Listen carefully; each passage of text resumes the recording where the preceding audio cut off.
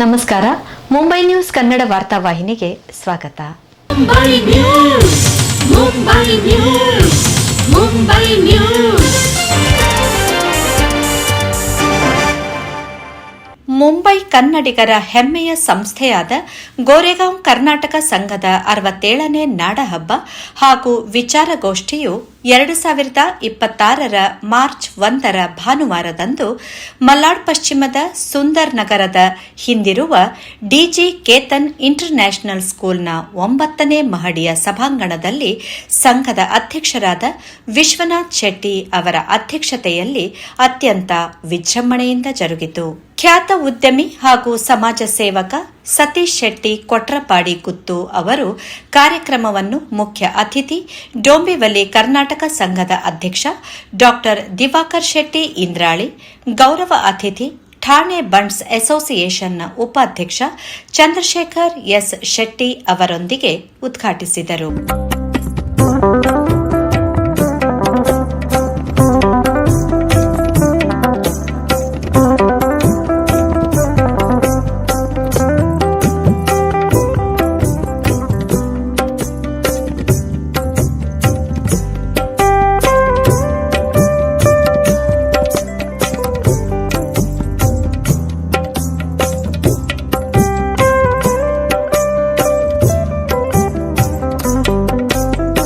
ಉಪಾಧ್ಯಕ್ಷೆ ಸರಿತಾ ನಾಯಕ್ ಸ್ವಾಗತಿಸಿ ಪ್ರಾಸ್ತಾವಿಕ ನುಡಿಗಳನ್ನಾಡಿದರು. ಸಂಜೀವ್ ಶೆಟ್ಟಿ ಮತ್ತು ಅವರ ಆತ್ಮೀಯ ಸಮವಯಸ್ಕರಾದ ಹಲವು ಕನ್ನಡಿಗರು ಸೇರಿ 1958 ವಿಜಯದಶಮಿಯದಂದು ಅವರ ಅಧ್ಯಕ್ಷತೆಯಲ್ಲಿ ನಮ್ಮ ಸಂಘ ಸ್ಥಾಪನೆವಾಯಿತು. ಹಾಗೆ ಮುಂದುವರಿಯುತ್ತಾ ಕನ್ನಡ ಸಂಘ ಗೋರೆಗಾಂವ್ ಕರ್ನಾಟಕ ಸಂಘ ಎಂದು ಹೆಸರುವಾಸಿಯಾಯಿತು. ಸಂಘದಲ್ಲಿ ಇಷ್ಟರವರೆಗೆ 25 ಅಧ್ಯಕ್ಷರು ಸಂಘದ ಜವಾಬ್ದಾರಿಯನ್ನು ಕುಟುಂಬದ ಯಜಮಾನನಂತೆ ಸದಸ್ಯನೊಳಗೊಂಡು ನಿಸ್ವಾರ್ಥ ಸೇವೆಯನ್ನು ಸಲ್ಲಿಸಿದ್ದರಿಂದ ಇಂದು ಗೋರೆಗಾಂವ್ ಕರ್ನಾಟಕ ಸಂಘ ಮುಂಬಯಿಯ ಪ್ರತಿಷ್ಠಿತ ಸಂಘಗಳಲ್ಲಿ ಒಂದಾಗಿ ಹೆಸರು ಗಳಿಸಿದೆ. ಅಂದಿನಿಂದ ಇಂದಿನವರೆಗೆ ನಾಡಹಬ್ಬವನ್ನು ಆಚರಿಸಿ ಒಳ ಹೊರನಾಡಿನಲ್ಲಿ ಕನ್ನಡ ಉಳಿಸಿ ಬೆಳೆಸುವ ಕೆಲಸವು ನಮ್ಮ ಸಂಘ ಮಾಡುತ್ತಿದೆ. ಅಂದು ನಮ್ಮ ಹಿರಿಯರು ಹಾಕಿದ ಬುನಾದಿ ಇಂದು ನಮಗೆ ಸಮಾಜ ಸೇವೆಯನ್ನು ಮಾಡುವ ಸುಂದರ ಅವಕಾಶ ಒದಗಿಕೊಟ್ಟಿಸಿದೆ. ನಮ್ಮ ಸಂಘಕ್ಕೋಸ್ಕರ ಶ್ರಮಿಸಿದ ಎಲ್ಲ ಹಿರಿಯರನ್ನು ಈ ಸಮಯದಲ್ಲಿ ನೆನಪಿಸಿಕೊಳ್ಳುವುದು ನಮ್ಮ ಆದ್ಯ ಕರ್ತವ್ಯ. ಧಾರ್ಮಿಕ, ಶೈಕ್ಷಣಿಕ, ಸಾಂಸ್ಕೃತಿಕ, ಸಾಹಿತ್ಯಿಕ, ಸಾಮಾಜಿಕ ಸಂಸ್ಥೆಯಲ್ಲಿ ಮುನ್ನಡೆದ ನಮ್ಮ ಸಂಘ ಈಗಾಗಲೇ ರಜತ ಮಹೋತ್ಸವ, ಸುವರ್ಣ ಮಹೋತ್ಸವ ಹಾಗೂ ವಜ್ರ ಮಹೋತ್ಸವವನ್ನು ಪೂರೈಸಿದೆ. ನಮ್ಮ ಸಂಘಕ್ಕೆ ಮಯೂರವರ್ಮ ಸಾಂಸ್ಕೃತಿಕ ಚಕ್ರಧಾರ ಪ್ರಶಸ್ತಿ, ಮಯೂರ ಸಾಂಸ್ಕೃತಿಕ ಚಕ್ರಧಾರ ಪ್ರಶಸ್ತಿ, ಗಡಿನಾಡ ರಾಜ್ಯೋತ್ಸವ ಪ್ರಶಸ್ತಿ ದೊರಕಿರುವುದೆಂದು ಹೆಮ್ಮೆಯ ವಿಷಯ. ಸದ್ಯ ಪುನರ್ನಿರ್ಮಾಣ ಹಂತದಲ್ಲಿರುವ ಪ್ರೇಮಬಿಂದು ಕಟ್ಟಡ ಬೇಗನೆ ಸಿದ್ಧವಾಗಿ ಸಂಘವು 75ನೇ ವರ್ಷದ ಅಮೃತ ಮಹೋತ್ಸವವು ವಿಜೃಂಭಣೆ ಜರುಗಿಸುವ ಎಂದು ಆಶಿಸಿ ನನ್ನ ಮಾತನ್ನು ಮುಗಿಸ್ತೇನೆ. ವಿಶ್ವನಾಥ್ ಶೆಟ್ಟಿ ಅವರು ಸಂಘದ ಮುಖವಾಣಿ ಮುಂಬೆಳಕು ಬಿಡುಗಡೆಗೊಳಿಸಿದರು.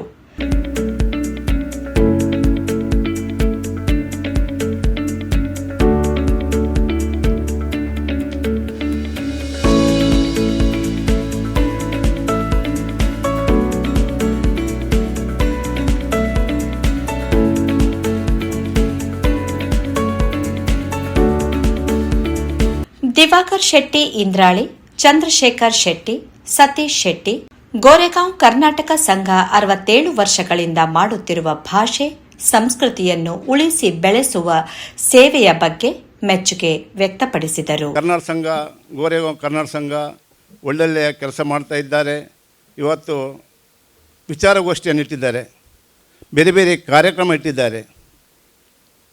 ನಮ್ಮ ಎಲ್ಲರ ಉದ್ದೇಶ ಇಷ್ಟೇ, ಕನ್ನಡವನ್ನು ಹೊರನಾಡಿನಲ್ಲಿ ಉಳಿಸಿ ಬೆಳೆಸಬೇಕು. ಸಂಘ ಸಂಸ್ಥೆಯ ಕಾರ್ಯಚಟುವಟಿಕೆಗಳು ನಿಂತ ನೀರಾಗದೆ ಅದು ಹರಿಯುತ್ತಿರುವ ನದಿಯಾಗಿರಬೇಕು ಯಾವಾಗಲೂ. ಯಾಕೆಂದರೆ ನಾವು ನಿಂತಲ್ಲೇ ನಿಲ್ಬಾರ್ದು. ನಾವು ಕೂಡ ಈಗ ನಾವು ಇರ್ತೇವೆ ಇವತ್ತು ಸಂಘದಲ್ಲಿ, ನಾಳೆ ನಾವು ಹೋಗ್ತೇವೆ. ಆದರೂ ನಾವು ಇರುವಾಗ ಹೋದ ನಂತರ ಇವತ್ತು ಭಾಸ್ಕರನಾಗಲಿ, ರಮೇಶನ್ನಾಗಲಿ ಅವರು ಅಧ್ಯಕ್ಷ ಸ್ಥಾನ ಬಿಟ್ಟು ಹೋದ ನಂತರ ಹೊರಗೋಗಲಿಲ್ಲ. ಅವರು ತುಂಬ ಸಂತೋಷ ಆಗ್ತದೆ. ನಿಮಗೆ ದೊಡ್ಡ ಒಂದು ಅಭಿನಂದನೆ. ಯಾಕೆಂದರೆ ನಾವು ಹೋದರೂ ಕೂಡ ಸಂಸ್ಥೆ ಇಲ್ಲೇ ಇರ್ತದೆ. ಹಾಗಾಗಿ ಸಂಸ್ಥೆಯಲ್ಲಿ ನಾವು ಕೆಲಸ ಮಾಡೋದಂದರೆ ಅದೊಂದು ಒಳ್ಳೆಯ, ಅದು ದೇವರು ಕೊಡುವ ನಮಗೆ ಆಶೀರ್ವಾದ ತಿಳ್ಕೊಂಡು ನಾವು ಕೆಲಸ ಮಾಡಬೇಕು. ಇಲ್ಲಿ ಕೂಡ ಇಲ್ಲಿ ತುಂಬ ಎಲ್ಲ ಅಭಿವೃದ್ಧಿಯ ಕೆಲಸ ಆಗ್ತಾ ಉಂಟು. ಎಲ್ಲರ ಹತ್ರ ನಮ್ಮದು ಒಂದು ವಿನಂತಿ, ಇನ್ನು ಮುಂದೆಯೂ ಈ ಒಂದು ನಮ್ಮ ಗೋರೆಗಾಂವ್ ಕನ್ನಡ ಸಂಘ ತುಂಬ ಹೊರನಾಡಿನಲ್ಲಿ ತುಂಬ ಹೆಸರು ಪಡೆದಿದೆ. ಇಂಥ ಒಂದು ದೊಡ್ಡ ಸಂಸ್ಥೆಗೆ ನೀವೆಲ್ಲರೂ ಕೈ ಜೋಡಿಸಬೇಕು, ಸಹಕಾರ ಕೊಡಬೇಕು. ನನ್ನಿಂದಾದ ಸಹಕಾರ ನಾವು ಯಾವಾಗಲೂ ನಿಮ್ಮೊತ್ತಿಗೆ ಇದ್ದೇನೆ. ಕರ್ನಾಟಕ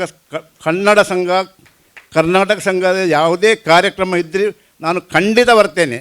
ಯಾಕೆಂದರೆ ನನಗೆ ನಾನು ಕನ್ನಡ ಅಭಿಮಾನಿ, ಹಾಗಾಗಿ ನಾನು ಖಂಡಿತ ಬರ್ತೇನೆ. ಅದು ಇವಾಗ ಬನಸಂಘದಲ್ಲಿ ಕೂಡ ಇದ್ದೇನೆ, ಆದರೂ ಕರ್ನಾಟಕ ಸಂಘದ ಯಾವುದೇ ಕಾರ್ಯಕ್ರಮ ನಾನು ಎಲ್ಲಿ ಕೂಡ ತಪ್ಪುವುದಿಲ್ಲ. ಮತ್ತು ಇವತ್ತು ಒಳ್ಳೆಯ ಒಂದು ಸಾಂಸ್ಕೃತಿಕ ಕಾರ್ಯಕ್ರಮ ಕೊಟ್ಟಿದ್ದಾರೆ. ಯಾವ ಕರ್ನಾಟಕ ಸಂಘದಲ್ಲಿ ಮಹಿಳೆಯರ ಸಂಖ್ಯೆ ಜಾಸ್ತಿ ಇರ್ತದೋ ಅಲ್ಲಿ ಕಾರ್ಯಕ್ರಮ ಎಲ್ಲ ಒಳ್ಳೆಯದಾಗ್ತಾ ಇರ್ತದೆ. ಹಾಗಾಗಿ ಆದಷ್ಟು ನಿಮ್ಮ ಮಹಿಳೆಯರ ಹತ್ರ ನನ್ನ ಒಂದು ರಿಕ್ವೆಸ್ಟ್, ಆದಷ್ಟು ಮಹಿಳೆಯರನ್ನು ನೀವು ಸಂಘಕ್ಕೆ ಕರೀರಿ. ಯಾಕೆಂದರೆ ಆವಾಗ ಕಾರ್ಯಕ್ರಮ ಚೆನ್ನಾಗಿ ಹೋಗ್ತಾ ಇರ್ತದೆ. ಬಂಧುಗಳೇ, ಇವತ್ತಿನ ಈ ನಾಡ ಹಬ್ಬ ಅಂತ ಹೇಳಿದರೆ ಈ ಕನ್ನಡಾಂಬೆಗೆ ನಾವು ಮಾಡುವ ಒಂದು ಸಡಗರ. ಇಲ್ಲಿ ನಮ್ಮ ಈ ನಾಡಿನ ಕಲ್ಚರ್ ಶೋಕೇಸ್ ಮಾಡುವುದು ಅಂತ ಹೇಳಿದರೆ ಇದೇ ಒಂದು ಸಂಘಗಳು ಸಾಧ್ಯ. ಈ ಸಂಘಗಳಿಂದಲೇ ಆಗುತ್ತಾ ಇದೆ ಅಂತ ಹೇಳಲಿಕ್ಕೆ ನನಗೆ ಸಂಶಯ ಇಲ್ಲ. ಅದು ಖಂಡಿತವಾಗಿ ಇವರೇ, ಈ ಕರ್ನಾಟಕ ಸಂಘಗಳೇ ಕಾರಣ. ಇಂತಹ ಇವತ್ತು ನಮ್ಮ ಮಿತ್ರರು ಹೇಳಿದರು ಸಂಖ್ಯೆ ಕಡಿಮೆ ಇದೆ, ಆದರೆ ಇವತ್ತು ರವಿವಾರ ನೀವು ಬರುವಾಗ ನಿಮ್ಮ ಮಕ್ಕಳನ್ನೆಲ್ಲ ಇಂಥ ಕಲ್ಚರಲ್ ಪ್ರೋಗ್ರಾಮಲ್ಲಿ ನೀವು ತರಬೇಕು. ಅವರಿಗೆ ನಮ್ಮ ಈ ಕಲ್ಚರ್ ಕನ್ನಡಾಂಬೆ ನೀವು ನಾಡ ಹಬ್ಬ ಅಂತ ಹೇಳಿದ್ದೀರಿ, ಈ ನಾಡ ಹಬ್ಬದಲ್ಲಿ ಮಕ್ಕಳು ಬೇಕು. ಮಕ್ಕಳಿಗೆ ನಮ್ಮ ನಾಡ ಹಬ್ಬ ಏನಂತ ಅವರಿಗೆ ಗೊತ್ತಾಗಬೇಕು. ಇದಕ್ಕಾಗಿ ನೀವು ಮಕ್ಕಳನ್ನು ಫ್ಯಾಮಿಲಿ ಸಮೇತ ಇಂತಹ ಸಭೆಗೆ ನೀವು ಬರಬೇಕು. ಇಂತಹ ಸಂಘಗಳು ಇನ್ನೂ ಮುಂದೆ ಬರಬೇಕು. ನಮ್ಮ ಸಹೋದರ ದಿವಾಕರನ್ನು ಹೇಳಿದ ಹಾಗೆ ಇದಕ್ಕೆ ಪ್ರತಿಯೊಬ್ಬರು ತನ್ನ ಕನ್ನಡಾಂಬೆಯ ಈ ಕನ್ನಡವನ್ನು ಉಳಿಸಿಗೋಸ್ಕರ ತಮ್ಮ ಪ್ರಯೋಗವನ್ನು ಮಾಡಿ ಅದಕ್ಕೆ ಬೇಕಾದ ಸಪೋರ್ಟನ್ನು ಕೊಡಬೇಕು ಹೇಳಿ, ನನ್ನಿಂದಲೂ ಕೂಡ ಇಂತಹ ಕೆಲಸಕ್ಕೆ ಯಾವಾಗಲೂ ಯಾವ ಸಪೋರ್ಟಿಗೆ ಅಗತ್ಯ ಇದ್ದರೆ ನಾನು ಕೂಡ ಅದಕ್ಕೆ ಕೊಡಲಿಕ್ಕೆ ಹಿಂದೆ ಜರಿಯುವುದಿಲ್ಲ ಹೇಳಿ ನನ್ನ ಈ 2 ಮಾತುಗಳನ್ನು ಇಲ್ಲಿ ಮುಗಿಸಿ. ಆಗಲಿ, ಒಳ್ಳೆಯ ಕಾರ್ಯಕ್ರಮಕ್ಕೆ ನೀವು ಕರೆದಿದ್ದೀರಿ. ಕಾರ್ಯಕ್ರಮದ ಚಾಲನೆ ಮಾಡುವುದಕ್ಕೆ ನನಗೆ ಅವಕಾಶ ಕೊಟ್ಟರಿ.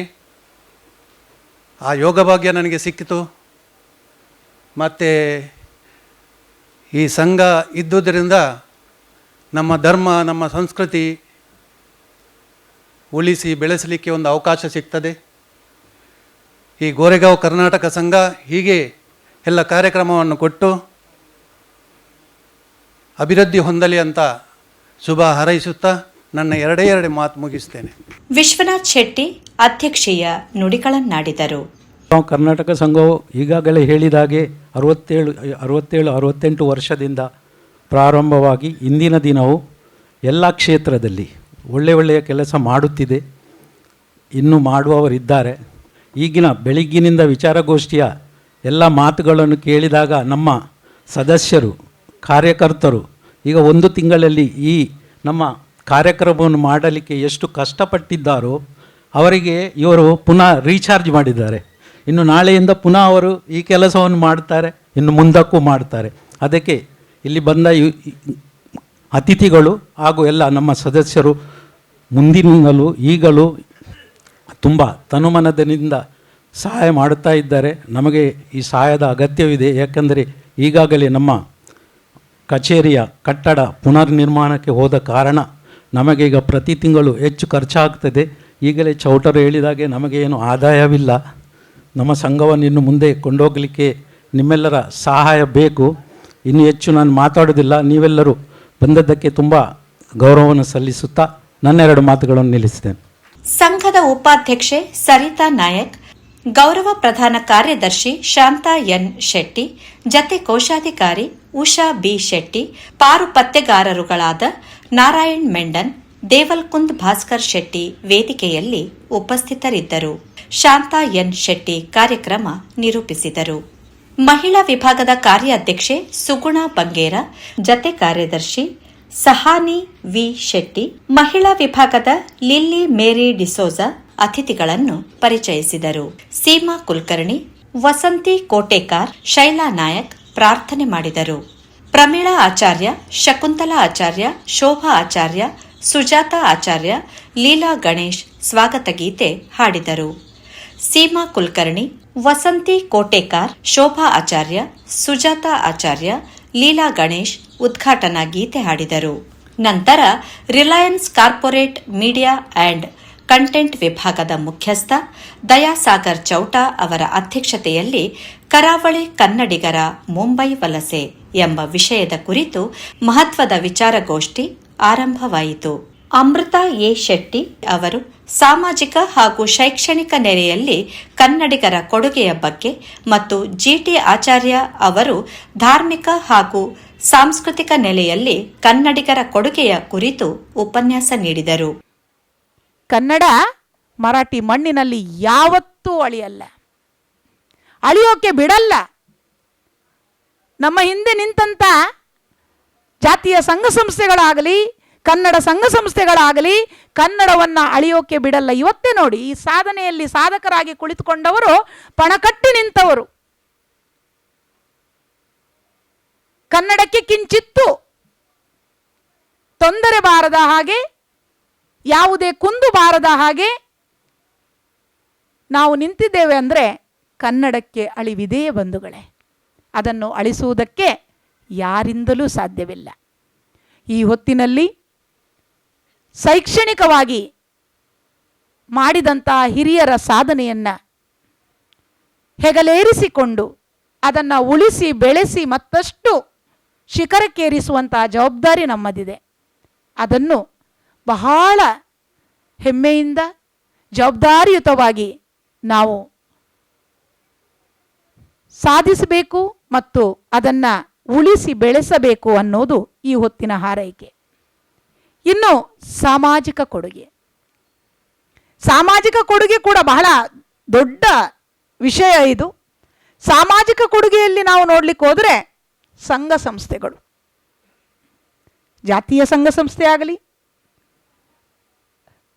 ಅಥವಾ ಕನ್ನಡ ಸಂಘ ಸಂಸ್ಥೆಗಳಾಗಲಿ, ಗೋರೆಗಾಂವ್ ಕನ್ನಡ ಸಂಘ ಸಂಸ್ಥೆ, ಇನ್ನು ಮಲಾಡ್ ಕನ್ನಡ ಸಂಘ ಸಂಸ್ಥೆ, ವಿಕ್ರೋಳಿ ಕನ್ನಡ ಸಂಘಗಳು, ಅನೇಕ ಕನ್ನಡ ಸಂಘಗಳು ಇವತ್ತು ಮಕ್ಕಳಿಗೆ ಅವಕಾಶವನ್ನು ಕೊಡುವುದರ ಮೂಲಕ ತಮ್ಮ ಸಂಸ್ಕೃತಿಯ ಕೆಲವೊಂದು ಮೂಲ ಬೇರುವಿನ ಕಾರ್ಯಕ್ರಮಗಳನ್ನು ಎಷ್ಟೇ ಅಡೆತಡೆಗಳಿದ್ದರೂ ಕೂಡ ಅದನ್ನು ಮಾಡುತ್ತಾ ಅವರಿಗೆ ವೇದಿಕೆ ಕಲ್ಪಿಸಿಕೊಡುತ್ತಾ ಮಕ್ಕಳಿಗೆ ನಾವು ಕನ್ನಡಿಗರು ಅನ್ನುವ ಭಾವವನ್ನು ಹೊತ್ತು ತೆಗೆದುಕೊಂಡು ಹೋಗುತ್ತಿದ್ದಾರೆ ನೋಡಿ. ಅದು ನಮ್ಮ ಸಾಮಾಜಿಕ ಕೊಡುಗೆ. ನಾವು ಕನ್ನಡಿಗರು ಮರಾಠಿ ಮಣ್ಣಿನಲ್ಲೇ ಇರಲಿ, ಗುಜರಾತಿನಲ್ಲೇ ಇರಲಿ ಅಥವಾ ಲೋಕದ ದೇಶದ ಯಾವ ಮೂಲೆಯಲ್ಲೇ ಇರಲಿ, ಕನ್ನಡವನ್ನು ಉಳಿಸ್ತೇವೆ, ಕನ್ನಡವನ್ನು ಬೆಳೆಸುತ್ತೇವೆ, ಕನ್ನಡವನ್ನು ಆಕಾಶದೆತ್ತರಕ್ಕೆ ಏರಿಸುತ್ತಾ ಕನ್ನಡಾಂಬೆಯ ಜವಾಬ್ದಾರಿಯುತ ಮಕ್ಕಳಾಗಿ ಬೆಳೆಸಿ ಉಳಿಸಿ ಕನ್ನಡಕ್ಕೆ ಜೈ ಅನ್ನುವ ಆ ಝೇಂಕಾರ ಆರ್ಭಟ ಯಾವತ್ತೂ ನಿಲ್ಲದಾಗೆ ಮಾಡುತ್ತೇವೆ ಅನ್ನುವ ವಿಶೇಷವಾದ ಜವಾಬ್ದಾರಿಯುತ ಮಾತಿನೊಂದಿಗೆ ನನ್ನ ಮಾತಿಗೆ ವಿರಾಮ ಕೊಡ್ತಾ ಇದ್ದೀನಿ. ಜೈ ಹಿಂದ್. ಆ ಕಾಲದಲ್ಲಿ ಬಂದದ್ದು ಬರುವ ಕಷ್ಟ. ಈಗ ನಾವು ಇವತ್ತು ಹೋಗ್ತೇವೆ, ಬೆಳಿಗ್ಗೆ ಊರಿಗೆ ಹೋಗ್ತೇವೆ, ಅಲ್ಲಿ ಫಂಕ್ಷನ್ ಅಟೆಂಡ್ ಆಗ್ತೇವೆ, ಮಧ್ಯಾಹ್ನ ಟ್ರೈನ್ ಹಿಡಿದು ಪುನಃ ಮುಂಬೈಗೆ ಬರ್ತೇವೆ.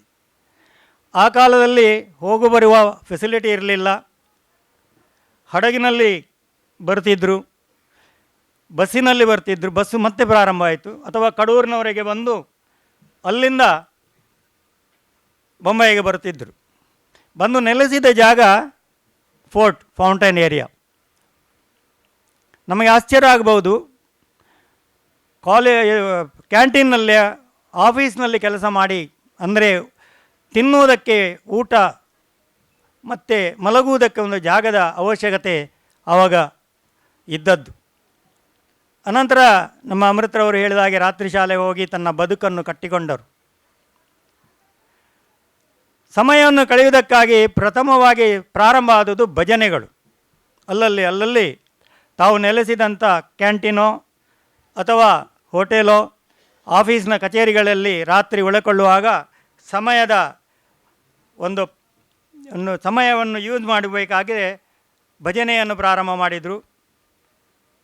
ಇವತ್ತು ಮುಂಬೈಯಲ್ಲಿ ಕಡಿಮೆ ಅಂದರೆ ನನ್ನ ಲೆಕ್ಕದಲ್ಲಿ ಸಾಧಾರಣ 300ಕ್ಕಿಂತಲೂ ಹೆಚ್ಚು ಭಜನಾ ಮಂಡಳಿಗಳಿವೆ, ಸಕ್ರಿಯವಾಗಿವೆ. ಸಾಧಾರಣ 300-310ಕ್ಕಿಂತ ಹೆಚ್ಚು ಆರಾಧನಾ ಕ್ಷೇತ್ರಗಳು ನಮ್ಮಲ್ಲಿವೆ. ಕೆಲವು ಕಡೆ ಸಂಪೂರ್ಣ ಶಿಲಾಮಯ ದೇವಸ್ಥಾನಗಳು ನಮ್ಮ ಮುಂಬೈಯಲ್ಲಿವೆ. ಊರಿನ ದೈವದೇವರುಗಳನ್ನು ನಾವು ಮುಂಬೈಗೆ ತಂದು ಕೋಲ ನೇಮವನ್ನು ಮಾಡಿದೆವು. ಅಷ್ಟು ಮಾತ್ರವೇ ಅಲ್ಲ, ಕೆಲವು ವರ್ಷಗಳ ಹಿಂದೆ ಅಸಲ್ಫದಲ್ಲಿ ನಾಗಮಂಡಲವನ್ನು ಮಾಡಿಕೊಡೋ ಒಂದು ದಾಖಲೆಯನ್ನು ನಿರ್ಮಿಸಿದೆ ನಮ್ಮ ಕನ್ನಡಿಗರು. ಇದೆಲ್ಲ ಹೇಗೆ ಸಾಧ್ಯ? ಇದು ನಮ್ಮ ರಕ್ತದಲ್ಲಿದ್ದಂಥ ಒಂದು ಗುಣ. ದಯಾಸಾಗರ್ ಚೌಟ ಗೋಷ್ಠಿಯ ಸಮಾಪನ ಭಾಷಣಗೈದರು. ಮೊತ್ತ ಮೊದಲ ಕನ್ನಡದ ಲೈಬ್ರರಿಯನ್ನು ಹುಟ್ಟುಹಾಕಿದಂಥ ಖ್ಯಾತಿ ಮೊಗವೀರರಿಗೆ ಸಲ್ತದೆ. ಅದು ಮೊಗವೀರ ಯುವಕ ಸಂಘಕ್ಕೆ ಸಲ್ತದೆ. ಈ ಮಾತನ್ನು ನಾವು ಉಲ್ಲೇಖಿಸಬೇಕು. ಹೇಗೆ ಮೊತ್ತ ಮೊದಲ ರಾತ್ರಿ ಶಾಲೆ 1908ರಲ್ಲಿ ಮೊಗವೀರ ಧರ್ಮಾರ್ಥ ರಾತ್ರಿ ಶಾಲೆಯಾಗಿ ಹುಟ್ಟಿ, ಆ ಮೂಲಕ ರಾತ್ರಿ ಶಾಲೆಗಳ ಆ ಸರಣಿಗೆ ಒಂದು ದೊಡ್ಡ ಆರಂಭವನ್ನು ಕೊಟ್ಟು ಮುಂಬೈಯಲ್ಲಿ ಕನ್ನಡದ ಓನಾಮವನ್ನು, ಶ್ರೀ ಗಣೇಶವನ್ನು ಎಂಥ ಅದ್ಭುತವಾಗಿ ನಡೆಸಿದರು ಅಂತಂದರೆ ಅದಕ್ಕೆ ಸಾಟಿ ಇಲ್ಲ. ಆ ಒಂದು ಕಾರ್ಯಕ್ಕೆ ಸಾಟಿ ಇಲ್ಲ. ಆನಂತರ 1929ರ ವರ್ಷದಲ್ಲಿ ಮೊದಲಿಗೆ ಮುಂಬೈಯಲ್ಲಿ ಮಹಿಳೆಯರ ಬಗ್ಗೆ, ತುಳು ಕನ್ನಡಿಗ ಅಥವಾ ಕನ್ನಡಿಗ ವಲಸಿಗ ಕನ್ನಡಿಗರ ಮಹಿಳೆಯರ ಬಗ್ಗೆ ಯೋಚನೆ ಮಾಡಿದ್ದು ಕೂಡ ಅದು ಕೂಡ ಮೊಗವೀರರು. ಅವರು ಮೊದಲ ಬಾರಿಗೆ ಇಂಡಸ್ಟ್ರಿಯಲ್ ಟ್ರೈನಿಂಗ್ ಇನ್ಸ್ಟಿಟ್ಯೂಷನ್ನ ಸ್ಥಾಪನೆ ಮಾಡಿದರು. ಹಾಗೆ 1931ರಲ್ಲಿ ಮೊಗವೀರರ ಕಡೆಯಿಂದ ಮೊದಲ ಬಾರಿಗೆ ಹೊಲಿಗೆ ತರಬೇತಿ ಕೇಂದ್ರ ಹುಟ್ಟಿಕೊಂಡಿತ್ತು. ನೋಡಿ, ವಲಸಿಗರ ಒಂದು ಸಾಹಸಗಳನ್ನು ನೋಡಿ. ಯಾಕಂತಂದರೆ ಆರಂಭದ 1870-80ರ ದಶಕದಿಂದ ಆರಂಭ ಆಗಿ ಒಂದು 1920-30ರವರೆಗೆ ನಮ್ಮ ಗಂಡಸರಷ್ಟೇ ಮುಂಬೈಗೆ ವಲಸೆ ಬರ್ತಾಯಿದ್ರು. ಮೊದಲ ಮುಂಬೈಗೆ ವಲಸೆ ಕನ್ನಡಿಗನದ್ದು ಗಂಡಸರು ಬಂದದ್ದು. ಆ ನಂತರ ಅವರ ಕುಟುಂಬ ವೃದ್ಧಿಯ ಹಿನ್ನೆಲೆಯಲ್ಲಿ ಜೊತೆಗೆ ಹೆಂಗಸರು ಸೇರಿಕೊಂಡ್ರು. ಆದರೆ ಆರಂಭಿಕ ದಿನಗಳಲ್ಲಿ ಅವರಿಗೆ ಅವರ ಕಾಲಯಾಪನೆ ಮಾಡಲಿಕ್ಕೆ ಕೆಲಸಗಳಿರ್ತಿರಲಿಲ್ಲ. ಗಂಡಸಾದವರು ಅವರ ಉದ್ಯೋಗ ನಿಮಿತ್ತವೋ ಅಥವಾ ಉದ್ಯಮ ನಿಮಿತ್ತ ಹೊರಗೆ ಹೋದರೆ ಹೆಂಗಸರು ದಿನವನ್ನು ಹೇಗೆ ಅದರ ಸಮಯವನ್ನು ಅವರ ಕಳೆಯುವುದನ್ನುವಂಥ ಒಂದು ಯೋಚನೆ ಬಂದಾವಾಗ ಮೊಗವೀರರಿಗೆ ಈ ಕಲ್ಪನೆ ಬಂತು. ಆ ನೆಲೆಯಲ್ಲಿ ಈ ಯೋಚನೆ ಹುಟ್ಟಿಕೊಂಡಿತ್ತು. ನೇಮಗಳನ್ನ ಕೇಳ್ತೀರಿ. ಐಲ್, ಉಚ್ಚಿಲ್, ಉದ್ಯಾವರ್ ಇವೆಲ್ಲ ಒಂದು ನಿರ್ದಿಷ್ಟ ಜಾಗಕ್ಕೆ ಸೇರಿದಂಥ ಒಂದು ಹೆಸರುಗಳು. ಈ ಜಾಗ ಮಂಗಳೂರಿನ ತಲಪಾಡಿಯಿಂದ ಕಾಸರಗೋಡಿನ ಮಧ್ಯೆ ಬರ್ತದೆ. ಇಲ್ಲಿ ನಿಮಗೆ ಐಲ, ಉಪ್ಪಳ, ಉಚ್ಚಿಲ, ಸೋಮೇಶ್ವರ, ಹೀಗೆ ಉದ್ಯಾವರ ಅನ್ನುವಂಥ ಜಾಗಗಳಿವೆ. ಇಲ್ಲಿಂದ 40ರ ಆಸುಪಾಸಿಗೆ 1940ರ ಆಸುಪಾಸಿನಿಂದ ಒಂದು 1980ರವರೆಗೆ ವಲಸೆ ಬಂದಂತಹ ಮೊಗವೀರರು, ವಿಶೇಷವಾಗಿ ನಮ್ಮಲ್ಲಿ ಅವರಿಗೆ ಬೋವಿಗಳು ಅಂತ ಹೇಳ್ತೇವೆ. ಬೋವಿ ಜನಾಂಗದ ಕಸುಬು ಕೂಡ ಮೀನುಗಾರಿಕೆ. ಆದರೆ ಅವರ ಭಾಷೆ ಮಾತ್ರ ಅಲ್ಲಿಗೆ ಮಲಯಾಳಂ. ಅವರು ಮೀನುಗಾರಿಕೆ ಮಾಡ್ತಾಯಿದ್ರು. ನನಗೆ ಇವತ್ತಿಗೂ ಆ ಸೋಜಿಗೆ ಅರ್ಥವೇ ಆಗಲಿಲ್ಲ ಅದು ಹೇಗೆ ಅನ್ನುವಂಥದ್ದು. ಅಲ್ಲಿ ಅವರಿಗೆ ಕಸುಬು ಏನಂತಂದರೆ ಸಮುದ್ರವನ್ನು ತಟ್ಟಿ ಮುಟ್ಟಿ ಮೆಟ್ಟಿ ಅಲ್ಲಿಂದ ಮತ್ಸ್ಯರತ್ನವನ್ನು ತಗೊಂಡು ಮಾರಾಟ ಮಾಡಿ ಬದುಕುವಂಥದ್ದು. ಇಲ್ಲಿಗೆ ಬರುವಾಗ ಅವರೆಲ್ಲ ಶಿಕ್ಷಕರಾಗಿ ಪರಿವರ್ತರಾದರು. ನೀವು ನೋಡಿ, ನಾವು ಇವತ್ತಿಗೂ ಕೂಡ ರಾಮನಾರಾಯಣ ಎಲ್ಲರ ನೆನಪನ್ನು ಮಾಡ್ತೇವೆ. ಮನೆಗಳಿಗೆ ಹೋಗಿ, ಹೋಟೆಲ್ಗಳಿಗೆ ಹೋಗಿ ವಿದ್ಯಾರ್ಥಿಗಳನ್ನು, ಅಲ್ಲಿರ್ತಕ್ಕಂಥ ವೇಟ್ರಿಗಳ ರೂಪದಲ್ಲಿ ಇದ್ದವರನ್ನ ವಿದ್ಯಾರ್ಥಿಗಳನ್ನಾಗಿ ಮಾಡಿ ಶಾಲೆಗೆ ಸೇರಿಸಿದಂಥ ಕೀರ್ತಿ ನಮ್ಮ ಈ ಬಂಧುಗಳದ್ದು, ಈ ಶಿಕ್ಷಕ ಸಮುದಾಯದ್ದು. ನಿಜಕ್ಕೂ ಆ ದಿನಗಳಿದ್ದವಲ್ಲ, ಅದು ನಮಗೆ, ಈಗ ನಾವೆಲ್ಲ ಇಲ್ಲಿ ಕಲಿತವರಲ್ಲ, ಆದರೆ ಅವರು ಕಂಡು ಉಂಡು ಅನುಭವಿಸಿದ ಬದುಕನ್ನು ನಾವು ಕೇಳುವಾಗಲೂ ನಮಗೆ ರೋಮಾಂಚನ ಆಗ್ತಾ ಇದೆ. ಕನ್ನಡದ ಭಾಷೆಯ ಶಿಕ್ಷಣ ಒಂದು ವೇಳೆ ಕಾಲದ ನಡೆಯಲ್ಲಿ ಕುಂಠಿತ ಆದರೂ ಕೂಡ ಕನ್ನಡಕ್ಕೆ ಸಂಬಂಧಪಟ್ಟಂಥ ಆಸ್ತಿಗಳನ್ನು, ಕನ್ನಡಕ್ಕೆ ಸಂಬಂಧಪಟ್ಟಂಥ ಸಂಸ್ಥೆಗಳನ್ನು ಉಳಿಸಿಕೊಳ್ಳುವಂಥ ಒಂದು ಅಗತ್ಯ ಕರ್ತವ್ಯ ನಮ್ಮ ಮೇಲೆ ಇದೆ. ಯಾಕಂತಂದರೆ ಕಳೆದ ಕಾಲದ ಯಾತನೆಗಳನ್ನು, ಕಳೆದ ಕಾಲದ ವೈಭವಗಳನ್ನು ನಾವು ಹೇಳ್ತಾ ಹೋದರೆ, ನಾವು ಹಾಗೆ ಮಾಡಿದೆವು ಹೀಗೆ ಮಾಡಿ ಅಂತ ಹೇಳಿದರೆ ಏನಾಗ್ತದೆ ಅಂದರೆ, ಇಲ್ಲಿ ಉಳಿಕೊಂಡಿರುವಂಥ ಸಂಸ್ಥೆಗಳೇನಿವೆ ಅದು ಕೂಡ ನಮ್ಮ ಕೈಯಿಂದ ಜಾರಿ ಹೋಗ್ತಾ ಇರ್ತದೆ. ನಾವೆಲ್ಲ ಕಾಲದೊಟ್ಟಿಗೆ ಸಂದು ಹೋಗುವವರು.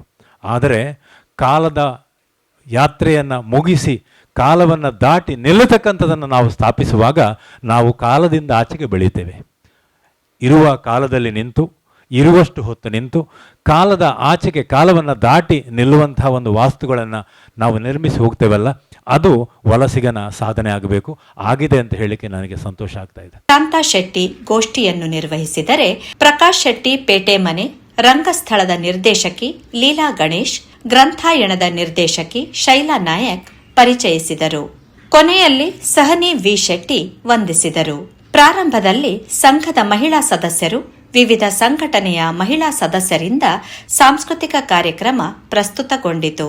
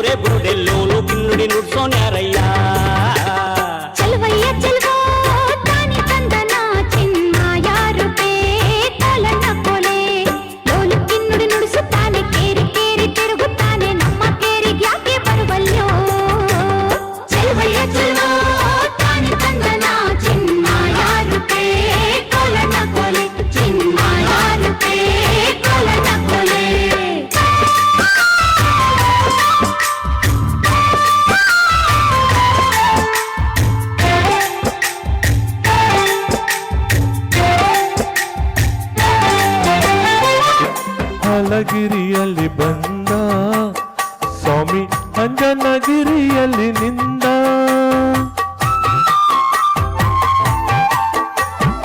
ಅಳಗಿರಿಯಲ್ಲಿ ಬಂದ ಸ್ವಾಮಿ, ಅಂಜನಗಿರಿಯಲ್ಲಿ ನಿಂದ.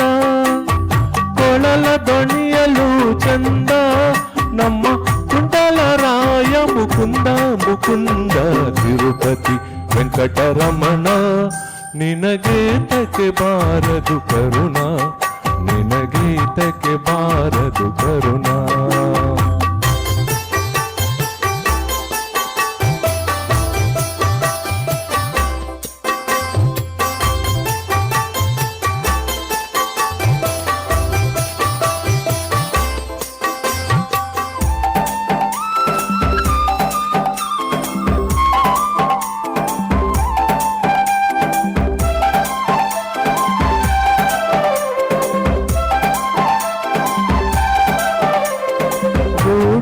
ಗಿರಿಯಲ್ಲಿ ನಿಂತ ಮುದ್ದು ವೆಂಕಟಪತಿ ಬಲವಂತ.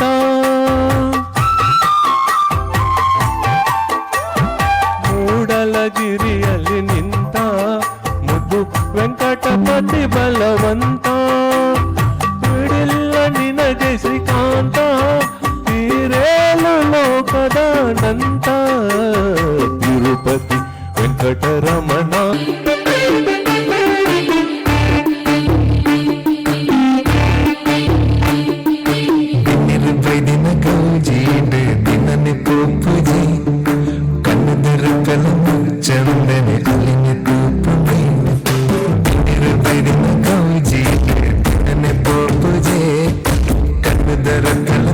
ಚಂದನೆ ಅಲ್ಲಿನ ತೂಪುಂಡೆ ತಾಜಿದ ಕನ್ನೋಟ ಸೋಜಿಗ ರಂಪಾಟ.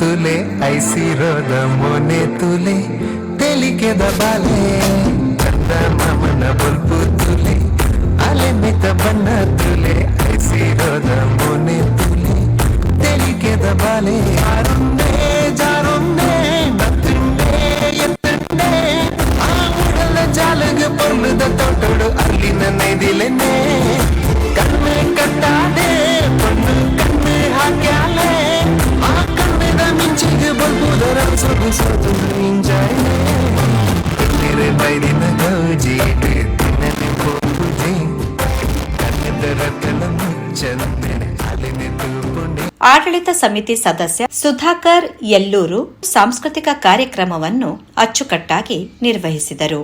ಭಾಸ್ಕರ್ ಕಾಂಚನ್ ಜತೆ ವಾಣಿ ಪ್ರಸಾದ್, ಮುಂಬೈ ನ್ಯೂಸ್.